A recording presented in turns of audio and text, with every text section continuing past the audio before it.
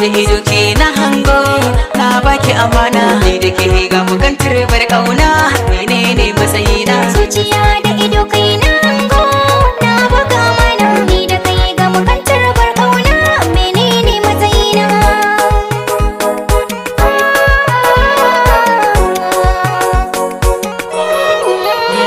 Shi dalilin so nake na hango, yan mata zo ki ciyo don Allah wigo. Yar gata gari yayi sanyi zo ban bargo, shine manufata ne ga mu kan hanyar soyayya mai kima da nagarta. Hakika kan soyo ne dace, kaso ka ai babban nasara ce. Cikin gari mu ake kwatance, Jini da jijiya sun tabbace, ai rashi ne ke sanya mutum ya zauce.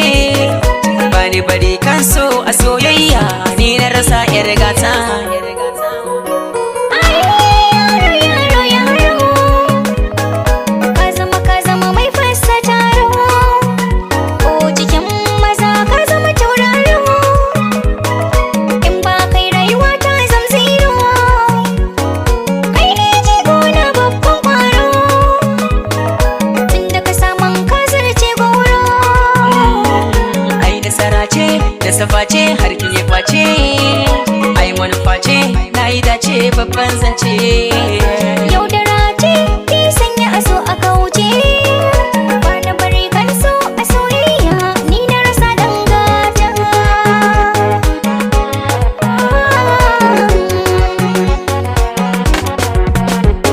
Akala ja na baki da so, Yayi rana kalmar so a daina wasar so. dangina Kaso a so ka zance na so, a garina, ya fi a dace in babu ribar so komai bai wakana. zuciya take da yarda, min yau ajanda, ɗebo ruwa ga randa, daraja ta gida. So ne ya zance banda in har ina da, so ki ci gida da ganda ya kiran buroda. Farashin so da tsada bisa da hakin ina da, kin zama mai bani yarda ce gwanata. Muradina ka zo mu zauna, Ina hango zuciya jiki na son ka yayi mamaya. har ta fargo, Duk macen da ke kusa gare ka, ki bukata a bango muradi ne akan 'yan mata. ko wanne zango. Tauraro ke ta yayi, ni kai nake yi, komai ka sani na yi, akan so ni na yi. Ingo kofi na shayi, garuwa na sanyi, ki sha ki kara da sikari zuciya babu layi.